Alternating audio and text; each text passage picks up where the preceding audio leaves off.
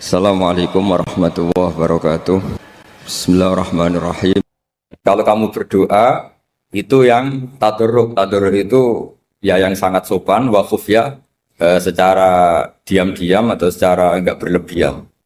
Terus hanya ayat innahu la yuhibbul mu'tadin. Allah itu tidak suka orang yang melewati batas. Itu termasuk melewati batas dalam doa karena ada unsur mendikte Allah. Saya memberi contoh tadi. Misalnya kita sebagai cowok berdoa, ya Allah saya ingin punya istri cantik, sholihah, nasabnya baik, gak pernah cerewet, gak pernah apa. Itu kan nanti nyarinya juga susah. Nanti kalau Allah menjabatkan itu adanya di surga, ning donya ora payu rabi, kira-kira. Ya itu sudah berlebihan. Terus kalau ada ulama mengatakan doa itu mukhul ibadah, itu maksudnya gini, doa itu bukti kita minta, minta itu bukti kita lemah. Dan merasa lemah itu sudah bagian dari ibadah. Makanya masyhur itu syairnya Abdul Al-Haddad itu. Fadu'ai wabdihali dalilun li fiftikori itu. Jadi saya berdoa itu hanya sebagai bukti saya butuh Allah. Saya sendiri tidak punya kepentingan mustajab apa enggak. Jadi wali-wali yang mengatakan doa itu mukhul ibadah, sebetulnya itu malah wali-wali yang dari awal enggak kelintas disembadani apa enggak. Butuhnya dia itu menunjukkan bahwa saya ini lemah. Buktinya, posisinya minta. Itu yang dimaksud mukhul ibadah. Tapi kalau kita berdoa terus posisi kita protes, katanya kamu baik ya Allah, engkau baik, ternyata enggak juga. Buktinya semua doa saya enggak kamu kabulkan. Wah, ini malah doa kriminal. Jadi yang dimaksud mukhul ibadah itu doa itu bukti minta. Minta itu bukti lemah. Makanya ada syairnya Abdul Al-Haddad maksud fadu'a ibabdihali dalilun li fiftikor. Jadi saya minta engkau ya Allah itu bukti saya butuh.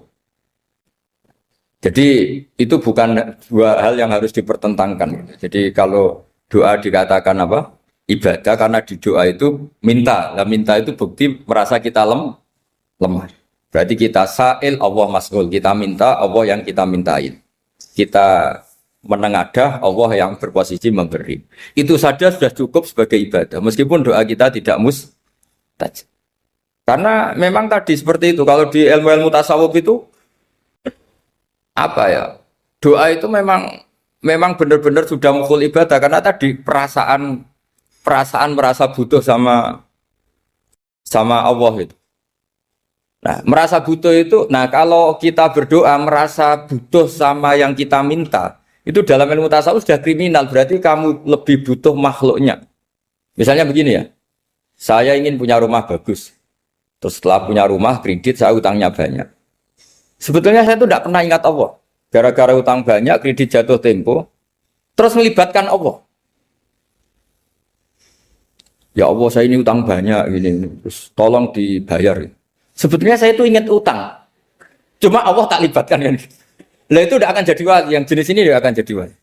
Saya ingin jadi dosen, melibatkan siapa ya nanya? Melibatkan Allah, terus malam-malam bangun melibatkan Allah. Itu artinya apa? Kamu itu lebih ingin yang kamu minta ketimbang ingin Allah. Kalau wali itu enggak gitu, kangen Allah. Terus tahu Allah itu zat pemberi, karena tahu Allah zat pemberi terus minta. Maka yang dikangen itu ya Allahnya dulu. Kalau kita kan enggak. Punya kasus dulu, punya keinginan banyak dulu. Baru ingat siapa yang bisa ya? Oh Allah. So, Allah kita libatkan.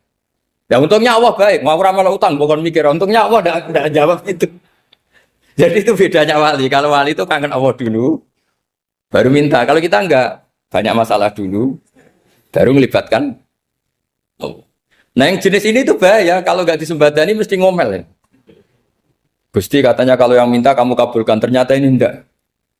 Nanti kalau Allah jawab, kamu itu tidak kangen saya, kamu itu kangen uang, kangen perempuan cantik yang kamu inginkan. Terus kamu melibatkan saya.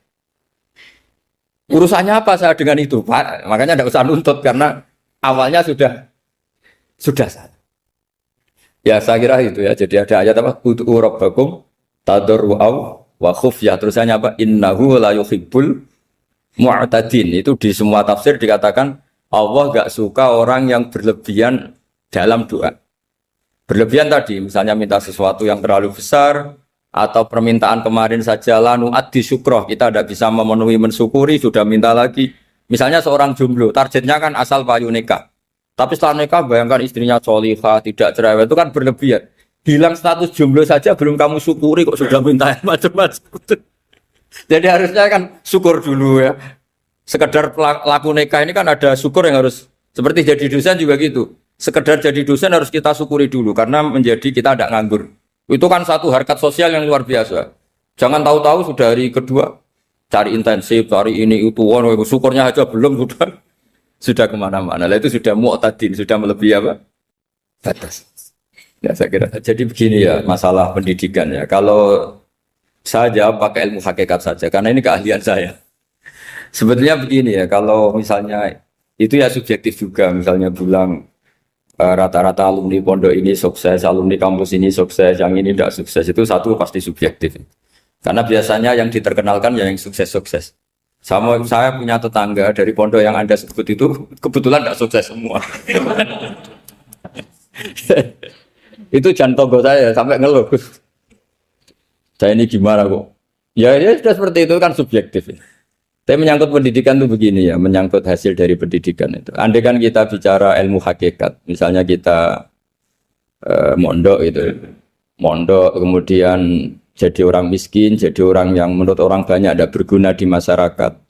Ternyata kita ini orang yang kelihatannya tidak punya karir, tapi kalau malam sujud sama Allah. Punya anak niat memperbanyak orang sujud, terus punya ibu yang sakit-sakitan kita rawat. Meskipun kita tidak jadi dosen, tidak jadi menteri, tapi indah Allah itu luar biasa karena berstatus ngerawat ibu, ngerawat anak, ngerawat istri.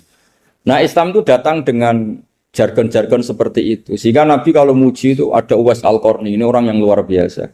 Ternyata dia itu punya ibu lumpuh yang kalau kemana-mana harus digendong. Ketika tetangga-tetangganya berhasil sowan Rasulullah itu Uwais Al-Qarni tidak bisa karena setiap ibunya dipamitin mau sowan ke Rasulullah itu sama ibunya nggak boleh. Tapi apa yang terjadi justru dipuji-puji Nabi sebaik-baiknya kurun itu waktu adalah kurun yang ada Uwais Al-Qarni. Saya punya teman ini kisah nyata, saya berkali-kali ngisi ngaji di komunitas ulama. Ini mungkin tidak bagus untuk kampus, tapi harus saya utarakan supaya ya kita evaluasi. Saya bilang gini, saya ini jadi kiai itu sering iri sama orang goblok. Orang goblok itu barokah kata saya gitu. Itu kiai-kiai kaget semua karena saya bilang orang goblok itu barokah. Saya beri contoh gini, misalnya saya pinter, terjuara MTQ, juara hafal Quran atau juara baca Quran secara tartil. Ujung-ujungnya saya dapat hadiah umroh atau apalah, atau hadiah rumah atau apa. Pertanyaannya adalah mendapat. Saya ulang lagi, mendapat. Sementara ada santri yang bodoh, gara-gara bodoh itu dosen UI yang enggak, jadi kiai yang enggak, akhirnya dia jadi pekerja di Korea. Barokahnya bodoh tadi. Karena di Korea melihat orang ateis, akhirnya dia kepikiran bikin masjid. Sebagian gajinya disumbangkan untuk masjid. Ini bodoh pendiri masjid. Tapi kita gara-gara dosen dakwah di masjid, ini pinter dapat uang dari masjid. Nah ini bukan nyindir, ini biasa saja, ini maksud saya. Maksud saya, kamu jangan ngabaikan hidup. Akhirnya apa yang terjadi? Saya ini punya teman ini betul. Saya ini kan kecelok dulu tuh Gus Salim. Nasib saya di mana-mana dihormati. Kadang saya merasa dosa. Kok dihormati? Saya punya teman, dulu gobloknya minta ampun sekolah, sekelas sama saya. Gobloknya, soalnya gobloknya harus disepakati. Sudah. Ya, goblok mujmalah kira-kira. Singkat cerita dia itu hidup di pedalaman Kalimantan sekitar tahun 92. Dulu kan biasalah di dalam hutan itu pasti ada penebangan hutan macam. Dia ada bosnya, yang jelas dia ada bosnya. Saya yakin juga agak kriminal. Karena dia tidak yang illegal logging. Pokoknya ditakdir dia hidup di tengah hutan. Ikut orang. Setelah itu dulu gak ada HP. Sering kirim surat ke saya, Gus, saya ini hidup di tengah hutan. Tapi saya ini muslim pernah mondok. Kalau gak bikin sumpah itu gak enak. Bikinlah dia Jumatan. Nah karena dia pernah ngaji fikih Syafi'i, kalau Jumatan nggak ada orang 40 itu harusnya zuhur tidak Jumatan. Tapi orang yang kerja di situ tidak mau. Wong dino Jumat kok zuhuran loh Pak. Kalau dino Jumat ya Jumatan ya. Tanya saya, Gus itu kalau ada kaulnya enggak supaya Jumatan ndak orang 40 sah. Singkat cerita dia lama-lama jadi pendiri masjid di situ. Dia punya sedikit gaji ya dipakai masjid, punya sedikit tanah diwakafkan untuk masjid. Artinya apa? Indah Allah ini banyak orang bodoh, ternyata di komunitasnya dia muassis, pendiri, pemberi. Sementara kita yang kecelok pinter, dapat umroh, dapat bonus, Kira-kira nanti kita ketemu Allah. Kamu pernah nyumbang Islam apa? Yang bodoh jawab, oh nanti Gusti bikin masjid di pedalaman. Kita yang pinter. Kayaknya kalau memberi enggak lah Gusti. Reputasinya mendapat. Ketika Nabi memenangkan perang Badar, itu ada Asra Badrin, tawanan-tawanan perang Badar. Nabi suka musyawarah, suka rembukan. Ya Abu Bakrin, menurut kamu tawanan ini diapakan? Kata Abu Bakar, hum asyiratuka. Mereka itu keluarga engkau, orang-orang Quraisy. Ya dibebaskan saja. Pakai tebusan. Nanti uang itu kita kelola supaya jadi penguat Islam. Dan orang-orang ini merasa utang jasa karena harusnya dibunuh, tapi kita bebaskan. Terus tanya, bagaimana kamu ya Umar menurut kamu? Kata Umar, ini kan orang-orang yang dulu ingin bunuh kamu. Yang ingin menghabisi jenengan, ingin dan sudah ngusir jenengan. Ya setelah ketangkap ya dibunuh, kok repot. Apa kata Rasulullah? Rasulullah spontan ngendikan, innama salaka ya Abu Bakrin kama sali Ibrahim. Kamu ibarat kayak Nabi Ibrahim. Izqala faman tabi'ani fa innahu minni wa man asani fa innakal ghafurur rahim. Jadi Nabi Ibrahim itu unik. Melihat umat itu sesyafakoh itu. Syafakoh itu banget sayangnya. Nabi Ibrahim cara berpikir, faman tabi'ani fa innahu minni, orang yang ikut saya ya Allah pasti golongan saya, tentu layak masuk surga. Waman asoni, orang yang mendurhakai saya, fa innaka ghafurur rahim, engkau Maha Pengampun. Bukan yang mendurhakai langsung masuk neraka, enggak, engkau Maha Pengampun. Wa masaluka ya Umar kama salin Nuh, isqala rabbi la tadzar ala ardi minal kafirina dajjara. Umar, kamu mirip Nabi Nuh, inginnya semua orang kafir dihabisin. Ya masyhur kan Nabi Nuh itu nggak ingin ada orang kafir sampai ada banjir tufan. Nah kalau sampean tanya bedanya apa dengan garis keras sekarang? Bedanya ya beda sekali. Kalau Nabi Nuh benci sama orang kafir itu diserahkan yang punya.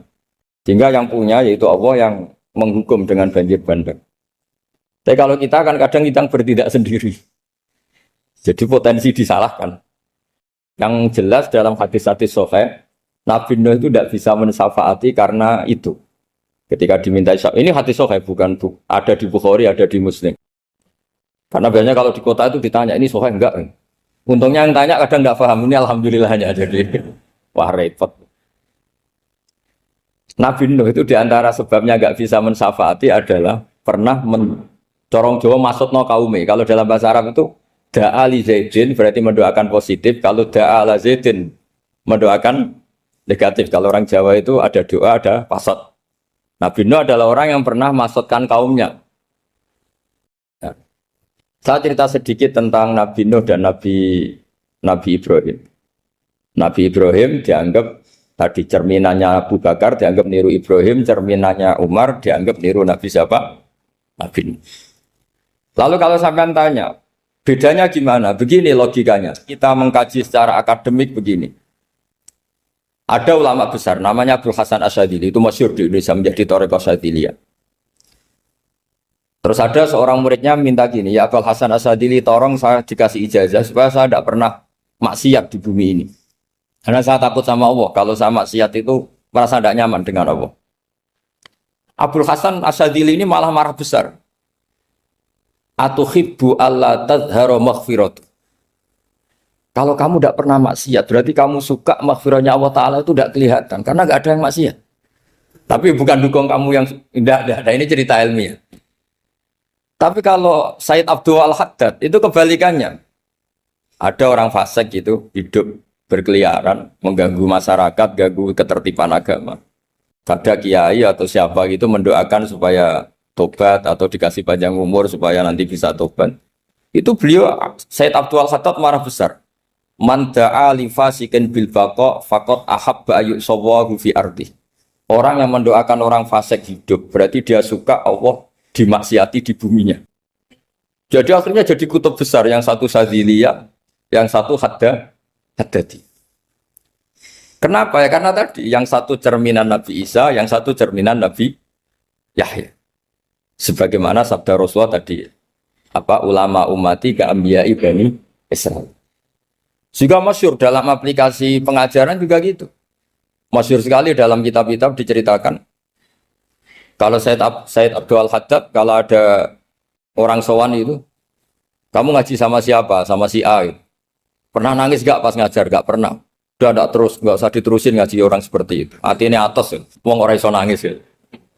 Tapi kalau Abu Hasan Asadili kebalikan. Kamu ngaji sama siapa? Sama si A. Pernah tertawa enggak kalau ngaji? Enggak pernah. Udah, enggak usah ngaji sama orang itu. Orang enggak bisa syukur. jadi itu manhaj besar. Nah akhirnya orang-orang kayak kita ini enggak jelas semua. Nangis ya bisa, syukur, guyu ya bisa. Cuma celakanya kalau kita nangis karena tidak punya uang, kalau guyu karena punya uang. Itu masalahnya. Tapi kalau wali-wali dulu enggak. Kalau senyum ya karena saking yakin rahmatnya Allah itu wasiat rahmatu. Kalau nangis ya karena takut azabnya Allah. Kalau kita kan enggak, sangat-sangat materialistik. Ini yang membedakan kita. Sebenarnya nangis dan senyum itu satu keharusan karena Allah punya madharul jalal. Ketika Allah dengan sifat keagungannya, maka kita ini seorang Jawa serako bersenyum. Tapi Allah itu kadang sebagai madharul jamal. Adanya satu keasikan. Sehingga yang merengut itu yang salah. Makanya dalam ilmu tasawuf, kutub wali itu hanya dua. Allah dengan madharul jalal, dengan Allah yang madharul jamal. Contoh madharul jalal misalnya gini. Ketika Nabi Musa ingin melihat Allah, saking kangennya ingin melihat Allah, Rabbi arini anzur ilaik. Ya Allah, saya beri hak untuk melihat engkau. Allah dengan jalalnya gini, Allah itu qadim, superior. Tentu gak layak tersentuh barang hadis. Barang hadis itu makhluk. Sehingga ketika falam matajalla rabbuhu lil jabali ja'alahu dakka wa kharra Musa sa'iqa. Sehingga enggak levelnya apapun hebatnya Nabi ini tetap makhluk. Sementara Allah itu qadim. Enggak kuat. Makhluk yang fana ini, yang profan ini enggak kuat. Enggak kuat menampung zat yang qadim, yang superior. Sehingga gunung pun hancur. Nabi Musa pingsan. Tapi ketika Allah dengan madharul jamal itu Allah dengan keindahannya, dengan kasih sayangnya, memberi hak makhluknya untuk melihat. Nah di sini ini Allah sering ngendikan wujuhu yauma idzin nadhirah ila rabbiha nadhirah. Nanti ada wajah-wajah yang di surga itu melihat saya kata.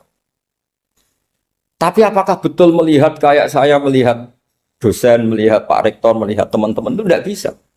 Karena Allah itu qadim, sehingga meskipun manusia ahlul jannah melihat Allah, tetap Allah ngendikan la tudrikuhul absar wa huwa yudrikul absar. Karena Allah di balik jamalnya ya punya jalal, di balik jalalnya juga punya jalal. Sehingga selalu di Quran itu diulang beberapa kali supaya proporsional. Nah, kenapa ahli sunnah tetap berkeyakinan Allah bisa dilihat? Logikanya begini. Fa inna kulla maujudin yasihu ayyura. Allah itu zat sing nyata-nyata wujud dan punya eksistensi. Di mana-mana sesuatu yang wujud itu layak untuk bisa dilihat. Lalu pertanyaannya gini, kenapa kita tidak bisa melihat sekarang kok nunggu di akhirat? Karena mata kita sekarang itu profan, fana. Sementara kita setelah di surga, tubuh kita didesain abadi. Ya saya ulang lagi ya, setelah kita di surga, semua fisik kita ini didesain abadi. Tentu karena desainnya sudah abadi, layak melihat zat yang abadi. Tapi pertanyaannya, kenapa tidak bisa ikhatoh, tidak bisa melihat sampai faham, la tudrikul absar? Karena abadi kita itu diabadikan. Sebagaimana surga abadinya diabadikan. Neraka diabadikan. Sementara Allah abadi dengan dirinya sendiri. Yaitu Al-Qayyum. Atau dalam bahasa ngajinya Qiyamuhu binafs. Nah lalu pertanyaan, makanya Mu'tazilah itu menentang betul kalau orang di surga bisa melihat Allah. Cara berpikir Mu'tazilah, melihat itu artinya yang dilihat ada arahnya. Sementara Allah terbebas dari arah. Tapi kata ahli sunnah cara berpikir tidak seperti itu. Melihat itu pokoknya tahu. Nah, tahu karena mata itu karena kita ditakdir tahu itu karena mata. Sebetulnya yang menjadikan tahu itu tidak mata. Ya kalau tahu ya tahu saja, bukan harus pakai mata. Itu cara berpikir ahli sunnah wal jamaah. Jadi saya beri ya bocoran. Kenapa mazhab ahli sunnah itu yang dipilih oleh banyak mayoritas di dunia, jumhur itu. Ahli sunnah itu dianggap pikirannya lebih orisinal. Misalnya ahli sunnah kalau ditanya, kenapa kamu melihat? Ya melihat saja. Kenapa kamu mendengar? Ya mendengar saja. Kesannya itu tidak rasional kayak orang yang nggak pinter itu. Tapi sebetulnya itu yang benar. Jadi cara berpikir ahli sunnah itu melihat itu menjadi tahu. Menjadi tahu itu bisa karena mendengar, bisa karena melihat, bisa karena dikasih tahu, bisa karena bersentuhan. Sebab itu di Quran itu ada ayat ala ya'lamu man khalaqa, bukankah zat yang menciptakan itu menjadi tahu. Sehingga kenapa Allah itu selalu tahu? Karena Allah yang menciptakan. Kalau kamu tahu karena mata, sekali itu jauh, maka kamu tidak melihat. Atau kamu sekarang buta, kamu tidak melihat. Atau tertutupi barang itu, maka kamu tidak melihat. Tapi kalau kamu tahu karena kamu menciptakan, maka akan melihat terus. Misalnya saya ini tukang batu. Saya ingat betul ketika saya bangun Monas, itu pulpen saya tak tanam di dalam Monas. Saya ingat betul kalau pulpen saya warnanya putih, tak tanam di Monas 2 meter dari pondasi. Setelah saya pulang ke Jogja ditanya, di dalam Monas ada apa? Ada pulpen. Posisinya 2 meter dari pondasi. Kenapa saya tahu? Karena saya yang menciptakan. Nah, karena menciptakan ini sehingga tahu saya akan terus menerus. Tapi kalau tahu karena mata sekali barang itu tertutupi, nggak tahu. Misalnya saya tahu jenengan karena dekat sekali jenengan kemana-mana saya sudah tidak tahu. Tapi kalau saya menaruh sesuatu di tubuh Anda, sehingga kamu kemana-mana tetap tahu bahwa barang itu ada di tubuh. Nanti kalau ada yang protes, tapi bisa saja Gus barang itu dicuri orang kemudian Anda tidak tahu. Yang menjadi tidak tahu karena saya sudah tidak menciptakan suasana itu. Selagi saya yang menciptakan, maka akan tahu terus. Nah, tapi karena Allah ini menciptakan semua yang ada di bumi, maka Allah tahu terus. Jika Allah tahu cara bikin kuman, terus tahu bahwa manusia itu punya kuman, kumannya punya organ, organnya juga punya kuman. Mesti gak kebayang. Kamu bayangkan kayak, makanya Allah itu kalau cerita sederhana, innallaha la yastahi ayyadriba mathalam ma ba'udatan fama fawqaha. Allah itu tidak malu bikin perumpamaan nyamuk, karena nyamuk itu lebih dahsyat timbang gajah. Para pematung itu disuruh bikin gajah masih mampu. Bikinkan patung gajah, mungkin masih sanggup. Tapi kalau tak suruh bikin patung nyamuk, nggak usah bikin hidup, patungnya saja sekecil itu. Padahal nyamuk kecil itu punya organ tubuh. Lalu bikinnya organ tubuh nyamuk itu kayak apa sih? Organnya punya kuman, kumannya punya organ, organnya juga punya kuman. Sehingga orang-orang alim itu baca nyamuk itu lebih jadi ayat Allah ketimbang melihat dinosaurus. Tapi sekarang orang itu nggak tertarik ceritanya. Jadi beda perasaannya orang alim sama orang awam. Kalau orang awam tuh melihat mukjizat kan yang dasar-dasar kayak dinosaurus, gajah, wow gitu. Kalau orang alim nggak, malah melihat nyamuk. Kealiman seperti itu terjaga di umatnya Muhammad, di umatnya Rasulullah Muhammad SAW. Karena ketika umat ini nggak ditumbuhi para nabi, itu Allah menjamin Muhammad, ulama umatmu nanti punya kemampuan seperti nabi. Tentu tidak dalam keutamaan ya, keutamaan tentu nggak sekelas sama nabi. Kenapa itu terjadi? Karena tadi para nabi ini mewakili sekian. Kalau kita sangat mencintai Indonesia, maka kita akan tegas siapapun yang ingin menghancurkan Indonesia. Itu kira-kira cerminan Nabi Nuh. Kalau kita sangat mencintai Allah, maka kita akan benci sebenci-bencinya sama orang yang mendurhakai Allah. Tapi masalahnya, Allah yang kita cintai itu memaklumatkan diri kalau bersifat ghafur, pengampun. Sehingga kalau kita terlalu kasar, ini kan yang kita cintai bersifat ghafur kok kita kasar. Di sini Nabi Ibrahim. Beliau sangat mantel sekali sama yang durhaka sama Allah. Tapi kalau mau mantel gimana? Zat yang mengajarkan itu bersifat ghafur. Maka kita mau tidak mau. Makanya ada riwayat mengatakan takhallaku bi akhlaqillah, kamu bertata krama kayak akhlaknya Allah. Akhirnya ya sudah, kita mau apa coba? Kira-kira kalau kamu mencintai seseorang, itu potensinya akan dua, protektif. Ada telepon itu dari siapa? Cewek atau cowok? Protektif. Itu bukti cinta apa bukti suudon? Kan tidak tahu. Tapi misalnya kamu cinta perempuan terus WA-an sama lelaki nggak apa-apa, jalan sama lelaki nggak apa-apa, sama masa lalunya pacarnya juga nggak apa-apa. Itu cinta apa pembiaran? Kan sama-sama nggak jelas. Nah kira-kira mencintai Allah itu kira-kira analoginya seperti itu. Kalau yang satu protektif, Allah harus zat satu-satunya yang disembah. Nggak boleh didurhakai, nggak boleh dikhianati kok. Sehingga ini sangat keras sekali. Nah ini Nabi Nuh. Di sini ada Nabi Ibrahim. Karena orang yang zat yang kita cintai bersifat ghafur. Jika kalau kita terlalu tegas beda dengan sifatnya Allah yang bersifat ghafur.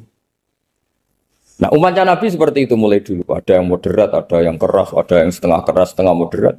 Ada yang ngambil sikap, urip mangan turu, ngenteni mati. Itu lebih baik itu timbang punya istihad tapi gak jelas, mendingan Itu ada riwayatnya, suatu saat ibadah akhir umatku terbaik adalah tidur. Maksudnya tidur itu gak ngambil sikap, masyhur itu. Saya beri riwayat yang ada di Bukhari Muslim. Satakunu fitanun. Al-qa'id fiya khairun nal-qa'im wal-qa'im fiya khairun nal-masi wal-masi fiya khairun nas-sa'i. Nanti di akhir zaman itu banyak fitnah. Kata Rasulullah, yang duduk lebih baik ketimbang yang berdiri. Yang berdiri lebih baik ketimbang yang jalan. Yang jalan biasa lebih baik ketimbang yang jalan bergegas. Man tasyarraf alaha tastasrifu. Fitnah itu adalah siapa yang terlibat maka akan semakin parah. Sehingga semenjak itu ulama berpikir nanti di akhir zaman kalau ada fitnah, itu sebaiknya orang ngambil sikap sepasif-pasifnya. Secuek-cueknya. Jadi semua syurahul hadis sepakat makna hadis ini apa? Orang disuruh sikap secuek-cuek. Misalnya pilihan presiden, contoh kecil pilihan presiden. Mungkin para intelektual nggak merasa, tapi kalau ulama itu cara berpikir beda. Pilihan presiden, kamu fanatik milih A, yang satu fanatik milih B. Ya presiden atau bupati atau gubernur. Terus yang satu bilang gini, wah kalau nggak di presideni A, nggak di bupati A, nggak di gubernur A, negara ini rusak. Mungkin betul dari segi jejak rekamnya A ini bagus. Tapi pertanyaannya secara tauhid, bagaimana Anda menggantungkan kesejahteraan sama makhluk?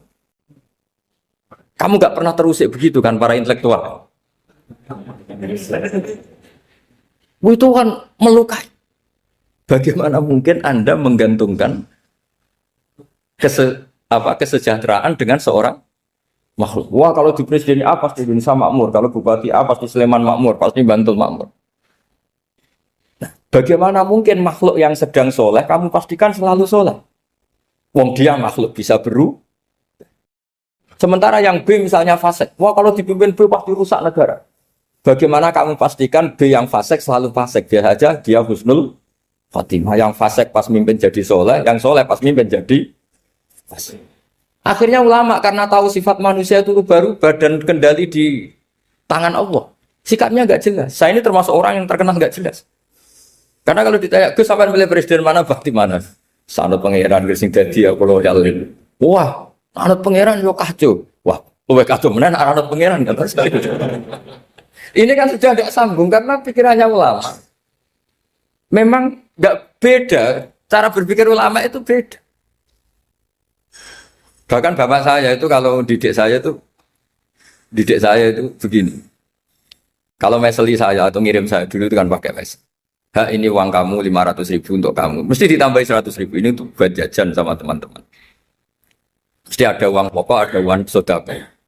Dulu saya sering tanya, kenapa bapak sangat menghormati teman-teman saya? Kata bapak, kue mondok, aku rasa nyukupi, sing iso nyukupi ya konco-konco. Ternyata betul, rata-rata anak kuliah atau anak mondok, uang pribadinya kan 8 hari dari dikirim sudah habis. Berarti kan masih 22 hari, kok bisa hidup itu kan barokahnya teman-teman itu. Malah yang agak beling itu 1 hari sudah habis, berarti ada 29 yang bergantung sana-sini. Jika Nabi dulu cara ngendikan itu unik. Kata Nabi, da'un nasa yarzuqu wahu ba'duhum ba'duh. Menusau barnawa, enggak saling memberi rezeki. Ketika ada collab, Medina itu pernah collab, terus sekarang pernah defisit. Beberapa pakar ekonomi datang ke Rasulullah, ya Rasulullah, sa'ir, tolong dikasih harga standar. Tapi apa jawabannya Nabi? La tusa'iru fa inna Allaha huwal musa'ir. Kamu jangan kasih harga, Allah sendiri yang menentukan harga itu. Terus kata Nabi, kenapa engkau begitu ya Rasulullah? Ini negara harus ditentukan harga karena gini-gini. Kata Nabi, saya tidak ingin ketemu Allah dalam keadaan dolim. Tapi ini tentu di teori ilmu modern ini masalah. Tapi menurut orang modern. Tapi kalau menurut ilmu hakikat itu nggak akan masalah. Misalnya, kenapa Nabi tidak menentukan harga dalam keadaan negara seperti itu? Jawabannya pakar-pakar hakikat. Ya saya ulang lagi pakar-pakar hakikat. Begini, misalnya ada orang menimbun supaya nanti harganya mahal. Terus ditimbun terus sampai nunggu harganya mahal. Lama-lama dia sadar kalau timbunannya nggak ada gunanya karena ternyata orang nggak beli. Nah, ketika orang nggak punya kemampuan beli, yang menimbun juga tidak punya uang. Nah, tapi kalau sampean tanya, tapi Gus nak tuku barang pokok kan kita mati karena kehabisan stok. Itu masalah tauhid Anda. Bagaimana mungkin kamu bayangkan seorang makhluk tidak bisa hidup atau nggak dapat rezeki? Nabi itu orang yang sampai ke derajat hakikat dari tidak pernah bayangkan gitu. Salah sampean jadi orang yang tauhidnya masalah. Sehingga terus bayangkan, wah kalau negara ini kayak, wah kita makan apa? Kalau negara nggak stabil, wah kita gimana? Itu tidak bisa seperti itu. Dulu ketika kita dijajah Belanda, itu kiai-kiai kita, Mbah Hasyim Asy'ari, Mbah Ahmad Dahlan, mondoknya di Mekah. Sampai alim alama, dua beliau, Mbah Hasyim sama Mbah Ahmad Dahlan itu ngajinya sama-sama Syekh Khotib Minangkabau. Cuma Mbah Hasyim lebih menekuni ke Syekh Mahfud Termas, yang satu menekuni Syekh Khotib Minangkabau. Jadi dua beliau itu ngaji di guru yang sama. Mbah saya, buyut saya itu ya sudah mondok Mekah. Zaman dijajah Belanda. Sekarang kita agak dijajah, agak mondok di sana. Buyut saya itu zaman itu sudah haji. Buyut kelima saya. Itu dulu kalau ingin cari tempat yang teduh, itu masuk ke gua. Itu masuk gua itu hanya kepalanya saja. Kakinya masih di luar. Karena gua di Arab tidak seperti gua di sini. Kalau gua di sini kan orang bisa masuk semua. Kalau gua Arab kan hanya celah-celah batu-batu besar. Sehingga ketika Rasulullah hijrah ke Medina, singgah di Gua Sur, kata Abu Bakar gimana? Andai kan ya, ada orang kafir di depan gua. Kata Abu Bakar gimana? Andai kan mereka melihat kakinya, pasti melihat kita. Karena gua di sana itu satu tubuh tidak bisa masuk penuh. Kalau gua di sini kan ada yang mobil saja bisa masuk. Nah itu bahasa saya kalau mau istirahat itu masuk gua, separuh badan di dalam gua, separuhnya masih di luar. Nah sekarang terus kita bilang, wah kalau kita negara tidak stabil, kita haji kemana dulu zaman dijajah Belanda ya kita. Jadi yang berusaha terangkan di antara sifat dasar orang-orang baik adalah di mana saja, kapan saja itu memberi manfaat. Termasuk tentu saat paling sulit. Jadi Nabi Isa menceritakan dirinya itu wa ja'alani mubarakan nama kuntu, saya ditakdir Allah berada di mana saja memberi berkah, memberi kemanfaatan bagi orang lain. Ada beberapa cerita tentang Nabi Isa, jadi perlu diketahui ada 3 nabi yang seperiode, satu Ibrahim dan Nabi Lut. Ibrahim itu sama Nabi Lut itu pernah paman. Kedua Nabi Musa dan Harun. Sebetulnya yang jadi nabi itu Nabi Musa, tapi Nabi Musa karena alsak, lisannya Anda jelas, minta Nabi Harun, ya tentu minta kepada Allah supaya Nabi Harun jadikan nabi. Terus ketiga, Nabi Isa dan Yahya. Yahya bin Zakaria, terus Isa ini pernah keponakan Zakaria. Kira-kira kalau di Jawa ya misanan antara Yahya dan siapa? Isa. Jadi ada 3 nabi yang seperiode. Tapi yang paling berkompeten, yang sederajat kira-kira seperti itu hanya Isa dan Yahya. Karena Nabi Lut dan Nabi Ibrahim itu beda level. Karena Lut ini pernah keponakan, jadi hubungannya kira-kira yang murid dan guru. Terus Musa dan Harun itu juga nggak level, karena Nabi Harun ini jadinya Nabi itu atas permohonan Nabi Musa. Sehingga meskipun Harun itu kakaknya, tapi nggak berani bantah. Jadi Nabi Musa itu dalam cerita, beliau itu alsak. Alsak itu lesannya agak kedal. Tapi ini alsak yang barokah. Jadi dulu ceritanya Musa kecil karena dia seorang Nabi, beliau seorang Nabi. Itu kalau melihat Fir'aun itu mantelnya bukan main. Padahal kecilnya dirawat Fir'aun. Sehingga cerita mulai kecil sudah usil. Kalau melihat Fir'aun itu ya jenggotnya dipakai mainan. Pokoknya nakal. Lama-lama Fir'aun curiga, dasar orang Israel. Nabi Musa ini turunan Israel. Lama-lama Fir'aun itu yakin kalau itu sengaja. Akhirnya Fir'aun mau membunuh Musa. Terus kata istrinya Fir'aun, Musa itu masih anak kecil. Jadi seperti itu ya bawaan anak kecil, bukan bawaan kebencian terhadap orang Kipti, orang Mesir. Kalau dalam bahasa kitab kuno Mesir itu Egypt Al-Kipti, makanya disebut Maria Al-Kiptiyah. Kalau orang sekarang bilang Egypt itu bahasa kunonya Mesir itu Al-Kiptiyah. Nah, memang secara bahasa Arab Mesir itu nggak mungkin, bahasa Arabnya Mesir itu nggak mungkin karena Misro itu maknanya kota. Jadi kalau kamu bilang kamu kemana, ke Misro, ke kota, lah ya kota mana, ya kota Mesir, itu bisa debat kusir. Jadi ya kayak kita lah, kita sekolah di mana? Di madrasah. Madrasah terjemahnya apa? Sekolah. Nah, kemudian oleh istrinya Fir'aun ya gini saja, buktikan kalau Musa itu masih anak kecil. Masyhur itu dalam cerita dikasih bara api sama apel. Sebenarnya Musa kecil ini sudah pinter mau milih apel. Sama malaikat Jibril diarahkan tangannya itu ngambil apa? Bara api terus dikunyah. Itu yang menyebabkan lisannya Musa itu alsak, agak pelat. Nah, ketika jadi rasul itu akan repot karena nanti harus pakai penerjemah. Jadi seorang rasul tapi lisannya tidak apa? Cakap. Akhirnya Nabi Musa realistis ngendikan ketika diutus wa akhi Harun wa afsahu minni lisanan fa arsilhu ma yarid ay yusaddiquni inni akhafu ay yukadzibun. Ya Allah, saudara saya Harun itu lisannya lebih fasih. Tolong jadikan dia rasul sebagai penguat saya. Akhirnya Allah mengabulkan doanya Nabi Musa, kemudian Harun dijadikan sebagai apa? Rasul. Sehingga meskipun satu angkatan, Harun dan Musa ini enggak level. Artinya enggak level itu ya Harun yang takut Musa. Terus ketiga ini Nabi Yahya dan Nabi Isa. Ini umurnya ya seangkatan, kecerdasannya, jadi nabinya sama-sama mulai kecil. Kita tahu Nabi Yahya termasuk yang diberi khitab Allah, ya Yahya khudil kitab bi quwwah wa atainahu hukma sobiyya.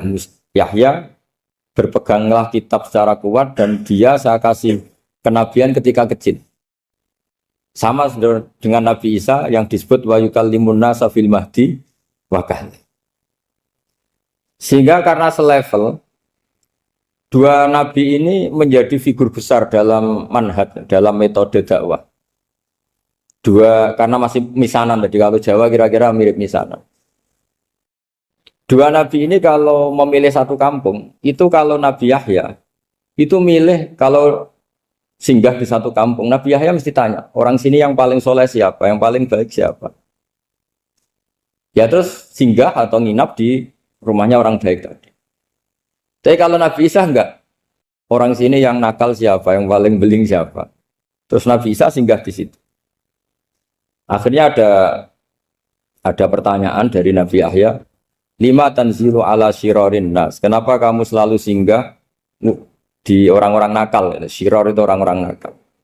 Masyhur itu Nabi Isa menjawab, ana tabibun udawil mardo. Di mana-mana Nabi itu ibarat seorang dokter, kerjaannya tentu menyembuhkan orang-orang yang apa? Sakit. Jadi dua nabi ini sering berdebat, tentu debat yang baik, dan itu menjadi cara Jawa itu punjeri ilmu. Jadi manhaj ilmu besar antara Yahya dan Isa. Begitu juga Nabi Yahya itu kelihatan agak rileks, panik, saking takutnya sama Allah. Kalau Nabi Isa itu rileks, pokoknya kumpul orang-orang nakal itu ya rileks. Akhirnya ada dua pertanyaan sekaligus nanti jadi dua manhaj. Kenapa kamu sering sering kalau bahasa Arab itu abasa ya. Terus yang Nabi Yahya balik bertanya, kenapa kamu sering senyum, sering tertawa? Kenapa memangnya terus? Ka'annaka ta'manu min makrillah. Kamu sering senyum kayak kami sudah terbebas dari azab Allah, dari ditegur Allah, seakan-akan kamu orang paling benar yang enggak akan salah. Nabi Isa balik tanya, sama kamu sering masam, sering meru, ka'annaka taqnatu min rahmatillah, seakan-akan kamu putus asa dari rahmatnya Allah. Sehingga kemudian itu jadi manhaj besar. Kalau terlalu senyum, ya dianggap orang yang kayak nggak punya perasaan dosa. Tapi kalau terlalu masam, terlalu merenggut, seakan-akan rahmat Allah itu terbatas. Sehingga seakan-akan Allah itu rahmatnya nggak cukup lah untuk mengelola manusia ini. Sehingga itu jadi metode besar yang masyhur itu dalam sebuah hadis Nabi ngendikan, ulama ummati ka anbiya Bani Israil. Ulama umatku itu kapasitasnya atau fungsinya atau manfaatnya setingkat nabi-nabi Bani Israil. Karena ketika umat ini enggak ditunggui para nabi setelah Rasulullah SAW, itu yang nunggui hanya ulama. Tapi ulama ini sudah cukup mewakili para nabi Bani Israil. Dan banyak syurahul hadis, para menyarah hadis mensarahkan, Nabi tidak ngendikan ulama umati kamisli seperti saya, tapi ka'ambiyai Bani Israel, bagaimana nabi-nabi Bani Israel. Nabi Bani Israel itu macam-macam. Termasuk ada yang tidak nikah, yaitu yang bernama Yahya dan Isa. Delala umatnya Nabi itu ada orang alim alamah yang ilmunya melegenda, yaitu namanya Imam Nawawi. Itu tidak nikah. Sampai kapundut. Meskipun dalam ajaran syariatnya Nabi, nikah sunnati, tapi selalu ada orang yang ditakdir tidak nikah. Karena masyhul, karena sibuk ngurus ilmu. Bukan karena tidak laku, yang jelas itu bukan karena tidak laku. Imam Nawawi itu ganteng, orangnya ya normal. Tapi karena sibuk nulis, beliau sampai kapundut itu tidak nikah. Imam Sibawayh itu suka sekali sama ilmu, menjadi istri utamanya ya ilmu. Dia ganteng, Sibawayh itu maknanya tuh apel. Dia ganteng sekali, sampai banyak cewek yang senang. Akhirnya dia nikah. Saya nggak pernah dikumpulin. Dia belajar terus. Ketika beliau ke pasar, dulu nggak ada supermarket, beli kertas, kitabnya dibakar semua sama istri. Dikira istrinya terus mencintai dia, malah diceraikan. Itu siapa Imam Sibawayh. Terus ada umatnya Nabi yang paling unik di dunia. Mungkin Pak dosen, saya kiai pun nggak bisa nih.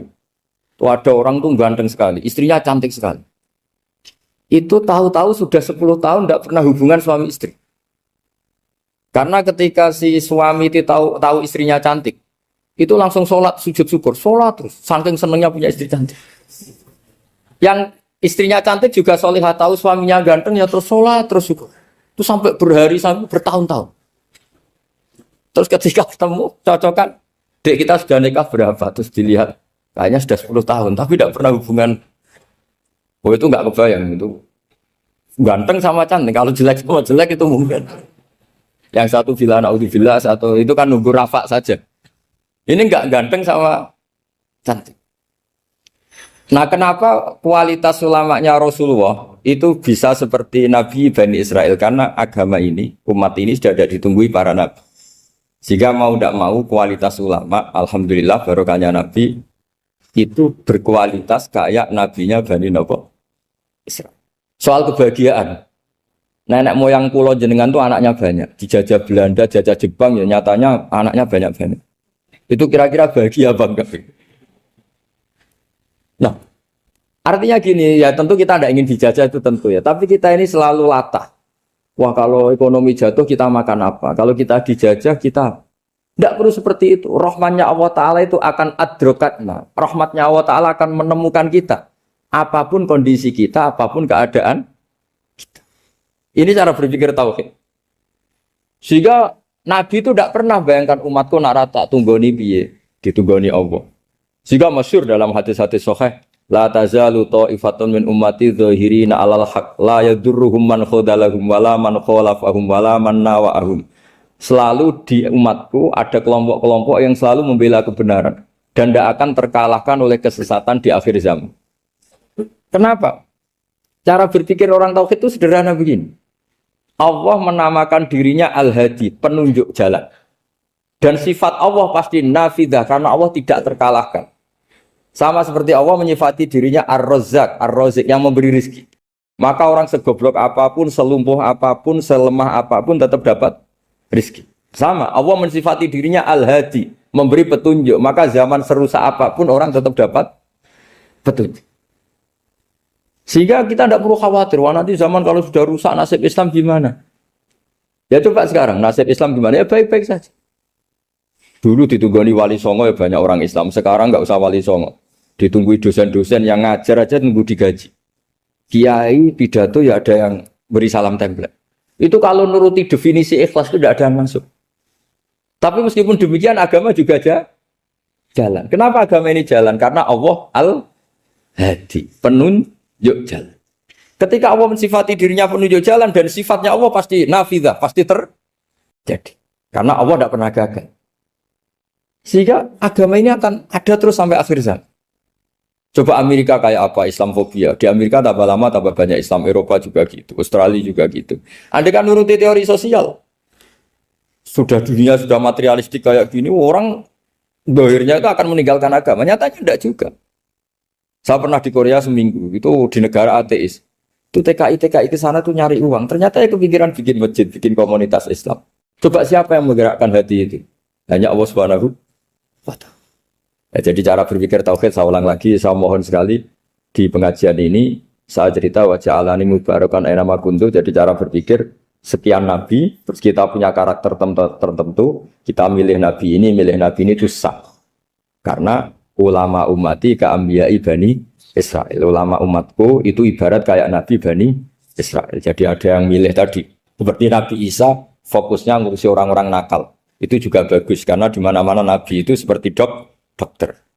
Tapi Nabi Yahya hanya berkawan sama orang-orang soleh. Kita tahu berkawan orang fasik itu resiko ketularan. Iman pas-pasan wae kancane nang fasik kan taqabbalallahu minna minkum gitu. Wong kamu sendiri tidak sehat-sehat amat berteman orang penyakitan kan bahaya. Tapi kalau kamu sebagai dokter kok hanya berteman orang sehat, lalu kamu apa? Penelitiannya gimana? Masa saya dokter spesialis, pernah penelitian, semua orang sehat saya pernah saya teliti. Itu dokter aneh apa enggak? Saya dokter spesialis TBC, spesialis paru-paru. Yang kamu teliti siapa? Semua orang sehat. Pernah meneliti yang sakit? Tidak pernah. Kan ya jadi dokter aneh. Tapi misalnya terus kamu sendiri terus berteman orang penyakitan terus kan ya rawan tertular. Nah, ini ada dua figur yaitu Nabi Yahya dan Nabi siapa? Ya saya kira demikian. Demikianlah sahabat kajian Gusba yang dapat kami sampaikan. Semoga dapat bermanfaat untuk kita semua. Wallahu a'lam bishawab. Wassalamualaikum warahmatullahi wabarakatuh.